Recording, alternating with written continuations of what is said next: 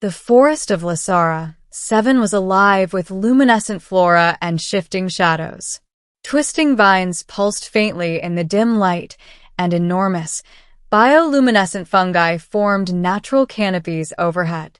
The air was thick with spores, carrying a faint sweetness that masked the underlying danger. In this alien wilderness, every movement could mean life or death. Eli Rowan, a human boy of 14, navigated the undergrowth cautiously.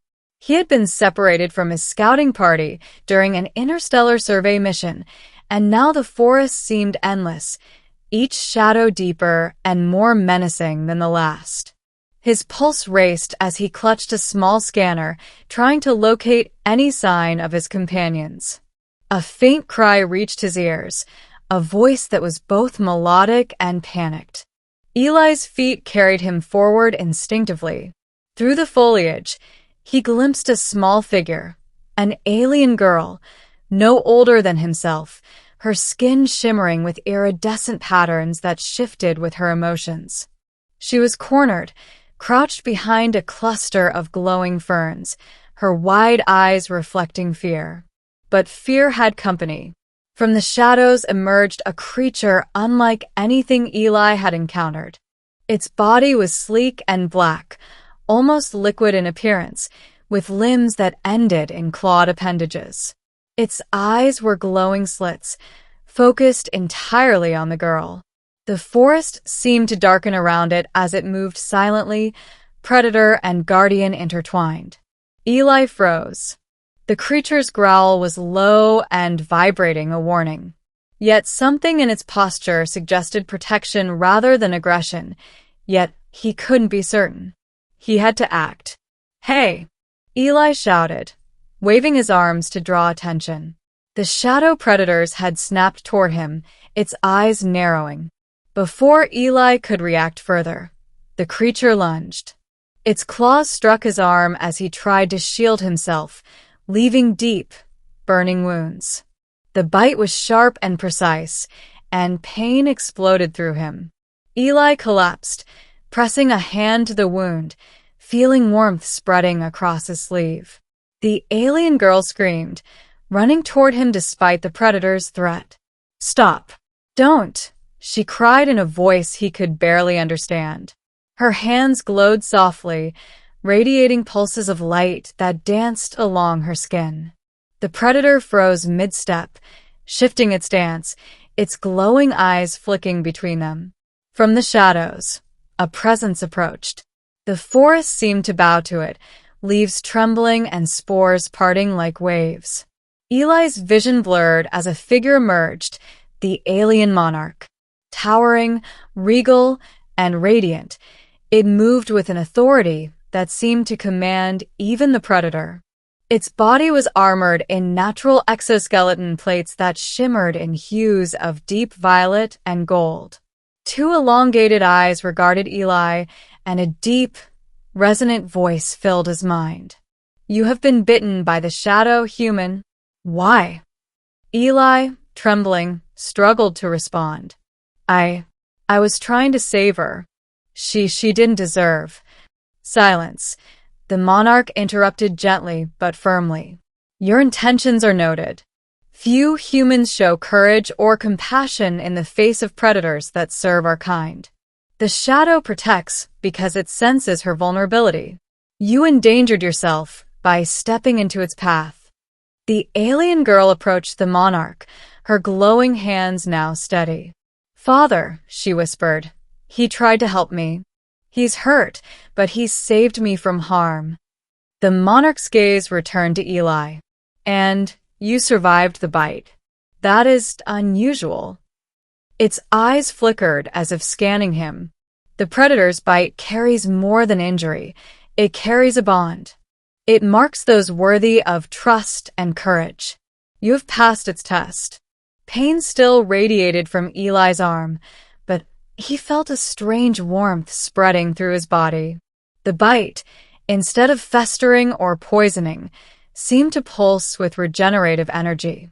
The shadow predator, now calm, retreated slightly, circling the girl protectively. Eli realized that the creature had not attacked out of malice. It had tested him. "You have risked your life for another species," the monarch continued. "In our world, that earns respect.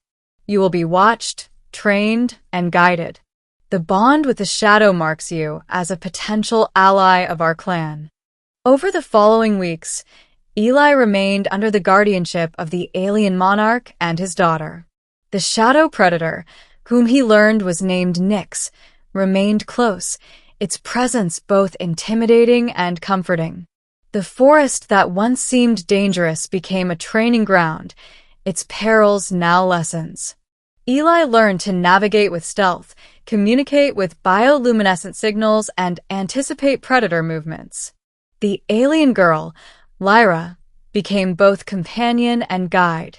Through her, Eli understood the subtleties of their species, the ebb and flow of energy, the connection to the forest, and the responsibilities of life on Lasar 7. He realized that survival depended not on brute force, but on empathy, strategy, and respect for all beings. One evening, while Eli practiced with Nyx under Lyra's guidance, an emergency alert rippled through the forest.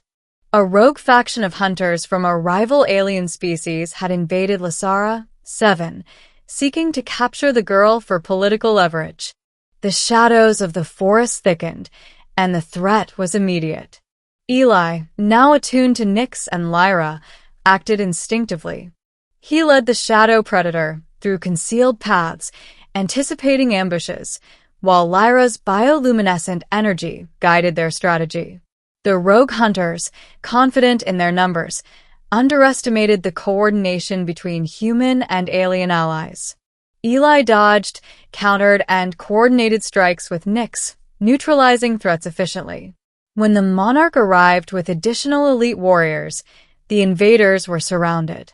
Resistance crumbled under precision and strategy, not sheer force. Eli had become integral to their defense, a bridge between species, embodying courage and selflessness that transcended his human limits. After the battle, the monarch approached Eli, his massive form radiating approval. "You have proven yourself.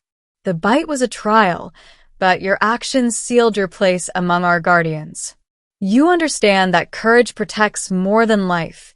It preserves honor and balance." Eli, exhausted but proud, looked at Nyx and Lyra. The bond between them was undeniable. What had begun as a simple act of compassion had blossomed into trust, alliance, and understanding across species. In time, Eli returned to his human world occasionally, but Lasara 7 became a second home, a place where he trained, learned, and matured under alien guidance. Stories of the human boy who survived the shadow predator's bite and earned the respect of the alien monarch spread across human and alien colonies alike. And every time he saw Nyx's glowing eyes or Lyra's shifting patterns, he remembered that bravery was measured not by avoidance of danger, but by facing it for the sake of others. Humanity, even in youth, could earn the trust of the stars, proving that courage and compassion were universal and that a single act of selflessness could resonate across worlds.